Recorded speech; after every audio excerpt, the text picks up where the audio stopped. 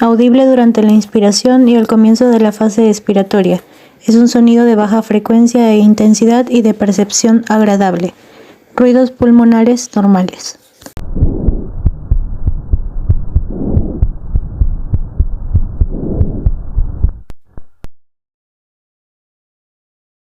Sonido musical de alta intensidad escuchado en inspiración. El estridor se genera ante el aumento de turbulencia en la vía aérea proximal extratorácica, cuando existe una disminución de su diámetro.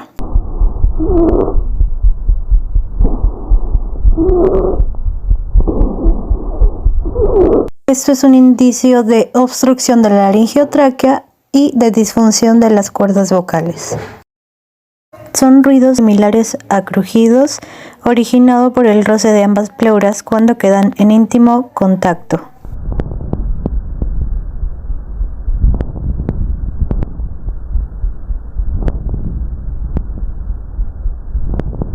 Es indicio de procesos inflamatorios o neoplásicos. Ruido crujiente similar al que produce el velcro. Las crepitaciones se generan con la apertura brusca de dos compartimientos en interfase agua-aire.